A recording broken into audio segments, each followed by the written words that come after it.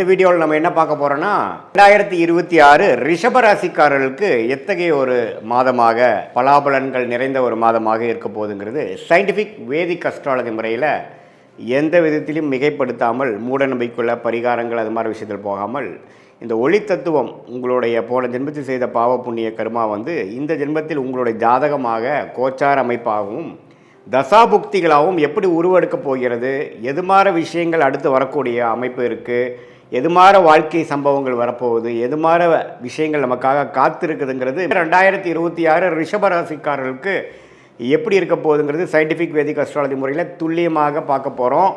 இப்போ பாருங்கள், ரிஷபராசிக்காரர்களுக்கு குரு 2ஆம் இடத்துலையே நீடித்திருக்கிறார். சனி 11ஆம் இடத்துல அருமையாக நீடித்திருக்கிறார். 10ஆம் இடத்துல ராகுவும் 4ஆம் இடத்துல கேதுவும் எந்த ஒரு மாற்றமும் மாதம் நடக்கப் போகிறதில்லை, எந்த ஒரு பயிற்சியும் நடக்க போகிறதில்லை ஆண்டு கிரகத்தை பொறுத்த வரைக்கும். அதே சமயத்தில் ரிஷபராசிக்காரர்களுக்கு அதிபதி சுக்கிரன் அவர் எப்படி இருக்காருன்னு பார்த்தீங்கன்னா, சுக்கிரன் ராசிக்குள்ளேயே இருப்பது மிகவும் அருமை. மாதம் ஸ்டார்ட் ஆகும் பொழுது சுக்கிரன் ராசிக்குள்ளேயே இருக்கிறார். மாதத்தின் 3வது வாரம் 4வது வாரம் second half of the May month தான் பார்த்தீங்கன்னா 2ஆம் இடம் என்று சொல்லப்படுகிற மிதுனத்துக்கு மாறுகிறார்.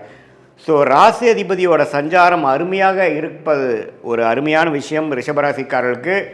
அதே சமயத்தில் சூரியன் புதன் 12ஆம் இடத்தில் இருக்கிறார் முதல் 2 வாரம். அதுக்கப்புறம் செகண்ட் ஹாஃப் பார்த்திங்கன்னா ராசிக்குள்ளேயே வருவதும் அருமை. ஸோ அதே மாதிரி செவ்வாய் 11ஆம் இடத்துலேருந்து 2வது வாரம் 3வது வாரத்துக்கு அப்புறம் செகண்ட் ஹாஃப் 11ஆம் இடத்துக்கு வருகிறார், 12ஆம் இடத்துக்கு வரார். இது எல்லாம் என்ன காட்டுது அப்படின்னா, நல்லாவே வேலை, தொழில், பணம் அது மாதிரி விஷயங்கள்லாம் கொஞ்சம் ஓரளவுக்கு பிரச்சனை இல்லாமல் இருக்குது. மனசில் கொஞ்சம் சந்தோஷம் இருக்குது. குடும்பத்தில் குதூகலம் இருக்குது. ஏன்னா சுக்கிரன் ராசிக்குள்ளே வரும்பொழுது பார்த்திங்கன்னா சுவாரஸ்யங்கள் இருக்கும். குரு வேறு 2ஆம் இடத்துலேருந்து நல்ல அமைப்பில் இருக்கிறார். ஸோ கண்டிப்பாக உங்களுக்கு போன 6 மாதமாக இருந்ததோட மே மாதங்கள் சில விஷயங்கள், காதல் விஷயங்கள், குடும்பத்தில் மனைவியாக இருந்தால் கணவன், கணவனாக இருந்தால் மனைவி, எதிர்பாலத்தின் மேலே கொஞ்சம் அன்பு பாராட்டுற மாதிரி, கொஞ்சம் புரிதல் அதிகமாகிற மாதிரி, சில விஷயங்கள் நல்லது நடக்கிற மாதிரி ரிலேஷன்ஷிப் கெயின் கிடைக்கக்கூடிய அமைப்பு ரிஷபராசிக்காரர்களுக்கு உண்டு. சுக்கிரன் எந்த விதத்திலையும் பாதிக்கப்படாமல் ராசிக்குள்ளேயே ஆட்சி பலத்தோடு இருப்பது மிகவும் அருமை. அதே சமயத்தில் சூரியனும் புதனும் ராஜோகாதிபதியாகிய புதனும் மாதத்தின் செகண்ட் ஹாஃப் ராசிக்குள்ளே வருவது மிகவும் அருமை. ஸோ செகண்ட் ஹாஃப் பல விஷயங்கள் நம்மளால் காத்துட்ருக்கிற சில விஷயங்கள்லாம் டக்குன்னு நடந்துருச்சு சாமி அப்படிங்கிற மாதிரி கொடுக்கக்கூடிய ஒரு அற்புதமான ஒரு மாதமாக ரிஷபராசிக்காரர்களுக்கு மே 2026 வருகிறதுங்கிறது நம்ம தெரிஞ்சுக்கணும். ஸோ இது ஒரு பொற்காலம்தான். ஏன்னா ராசி அதிபதி சனி பார்வை பெறாமல், ஆனால் என்ன இதில் 3ஆம் பார்வை சனி பார்வை பெறுகிறது. செவ்வாய் வேறு சனியோட சேர்ந்துருக்கு. இதில் அதனால் என்ன ஆகும்னா, கொஞ்சம் செகண்ட் ஹாஃப் ஃபஸ்ட் ஹாஃப் ஒரு சுமாராகவும், செகண்ட் ஹாஃப் இன்னுமே நல்லா இருக்கிற மாதிரியும் இருக்கும். ஸோ ஃபஸ்ட் ஹாஃபில் பார்த்திங்கன்னா சில ரிலேஷன்ஷிப் விஷயங்கள், குடுக்கல் வாங்கல் விஷயங்கள், பங்குதாரர்கள் விஷயங்கள், குடும்பம் அமைதி, அதிலெல்லாம் கொஞ்சம் பிரச்சனைகள் தீரும். ஆனால் கோயிங் ஃபார்வர்ட் செகண்ட் வீக்லேருந்து 3rd வீக்லேருந்து பார்த்திங்கன்னா இன்னுமே கொஞ்சம் நல்ல பேச்சப் ஆகிறது, இன்னும் கொஞ்சம் பிரச்சனைகள் விலகிறதுங்கிற மாதிரி ஒரு நல்ல அமைப்புகள் இருக்குது.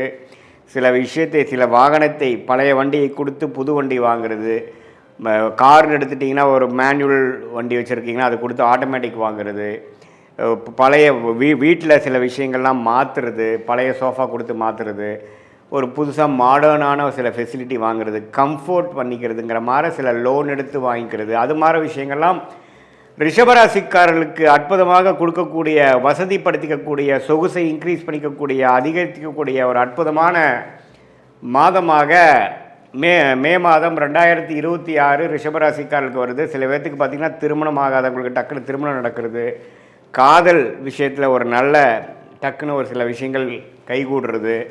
அதே சமயத்தில் தொழிலில் கொஞ்சம் அப்படி இப்படி போயிட்டுருக்கிறவங்களுக்கு டக்குன்னு ஒரு கான்ட்ராக்ட் கிடைக்கிறது, ஒரு நல்ல ஆர்டர் கிடைக்கிறது, அது மாதிரி விஷயங்களாக இருக்குது. இதில் ஒரே ஒரு விஷயம், மாதத்தின் முதல் 2 வீக்ஸ் பார்த்திங்கன்னா செவ்வாய்ங்கிற கிரகம் சனியோடு சேர்ந்துருக்கிறனால கொஞ்சம் பார்ட்னர்ஷிப்பு, மனைவியாக இருந்தால் கணவன், கணவனாக இருந்தால் மனைவிங்களை மட்டும் கொஞ்சம் கருத்து வேறுபாடுகள், பிரச்சனைகள் அப்புறம் விலகலாம். ஸோ ஃபஸ்ட்டு ஆஃப் கொஞ்சம் கேர்ஃபுல்லாக இருக்கணும். செகண்ட் ஹாஃப் ஆஃப் மே மாதம் 2026 நல்ல ஒரு அமைப்பாக வருகிறதுங்கிறது நம்ம தெரிஞ்சுக்கணும். வருமானம், வர வேண்டிய பணம் 3rd 4th தான் வருது. இதுதான் வந்து ஒரு ரிஷபராசி 2026 சயின்டிஃபிக் வேதிக் அஸ்ட்ராலஜி முறையில். இது இன்னுமே துல்லியமாக நீங்கள் பார்க்கணும், என்ன மாதிரி தசாபுக்திகள் நடக்குது அப்படிங்கிறலாம் தெரிஞ்சு நீங்கள் பார்க்கணுன்னா உங்களுடைய பிறந்த தேதி, பிறந்த நேரம், பிறந்த உரை கொடுத்து உங்களுடைய ஜாதகத்தை திருக்கணித பஞ்சாங்கம் பிரகாரம் போட்டு, நீங்கள் ரிஷபராசியில் ரோகிணி நட்சத்திரத்தில் பிறந்திருக்கீங்களா, கிருத்திகை நட்சத்திரத்தில் பிறந்திருக்கீங்களா, மிருகசீரிஷ நட்சத்திரத்தில் பிறந்திருக்கீங்களா, இப்போ உங்களுக்கு என்ன தசாபுக்தி போய் கொண்டிருக்கிறது, தசநாதன் புக்திநாதன் இப்போ நம்ம பேசுகிற கோச்சாரத்தில் எப்படி இருக்கிறார், என்ன லக்னத்தில் பிறந்திருக்கீங்க, அந்த லக்னத்துக்கு யோகமான தசைகள் போயிட்டுருக்காங்கிறதெல்லாம் சேர்த்து வைத்து இப்போ நம்ம பேசின பொது பலனையும் சேர்த்து வைத்து பார்க்கும் பொழுது இன்னுமே துல்லியமான பலன்களை எடுக்கலாம்.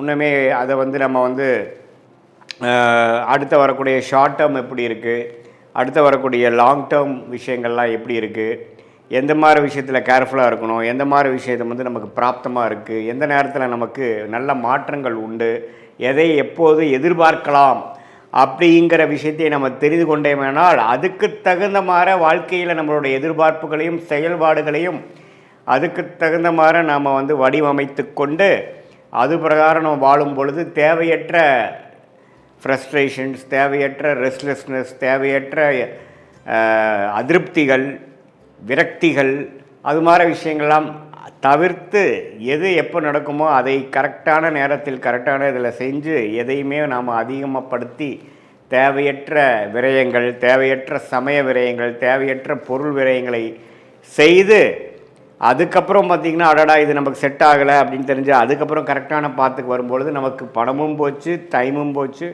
நம்ம ஒன்றும் 1000 வருஷம் வாழ போகிறதில்ல. நல்ல ஒரு ஆயுசு இருந்தால் ஒரு 75-80 வருஷம் வாழும் பொழுது அது நம்ம வேலை தொழிலுங்கிறது ஒரு 30-40 வருஷம்தான் நம்ம வந்து உருப்படியாக பண்ண போகிறோம்.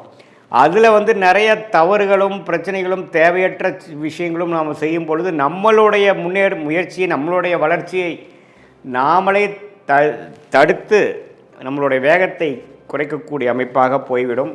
அதற்காக நம்ம இந்திய வேத ஜோதிடமாகிய சயின்டிஃபிக் வேதிக் அஸ்ட்ராலஜி முறையில் நம்ம வந்து உங்கள் பிறந்த தேதி, பிறந்த நேரம், பிறந்த உரை வைத்து உங்களுடைய திருக்கணித பஞ்சாங்கத்தில் ஒரு ஜாதகத்தை போட்டு பொது பலனையும் துல்லியமான பலனையும் சேர்த்து வைத்து பார்க்கும் பொழுது என்ன விஷயங்கள் எப்போ நடக்கும், எது டிலே ஆகும், எது வந்து நடக்கும், வேலையா, தொழிலா, அல்லது வெளிநாடா, உள்நாடா, அரசு உத்தியோகமா, ப்ரைவேட் செக்டாரா, எது நமக்கு செட் ஆகும், என்ன டொமைன் நமக்கு நல்லா இருக்குது, எந்த கிரகம் வலுவாக இருக்குது, எப்போ வந்து நமக்கு கல்யாணம் நடக்கும், எப்போ குழந்தை பெறும், எது மாதிரி விஷயத்தில் எப்போ பண்ணலாம், நமக்கு லேட் மேரேஜா, ஏர்லி மேரேஜா, காதல் திருமணமா, அரேஞ்ச் மேரேஜா, இது மாதிரி பிராப்தங்கள் நம்மளை காத்து கொண்டிருக்கிறதுங்கிறது துல்லியமாக எதையுமே மிகைப்படுத்தாமல் உள்ளது உள்ளவாறு நம்ம சயின்டிஃபிக் வேதிக் அஸ்ட்ராலஜி பார்க்கும் பொழுது வாழ்க்கையில் எதிர்நீச்சல் போடாமல் எளிதில் வெற்றி பெற முடியும் என்று சொல்ல விரும்புகிறேன். மீண்டும் மற்றொரு காணொலியில் சந்திப்போம். நன்றி, வணக்கம்.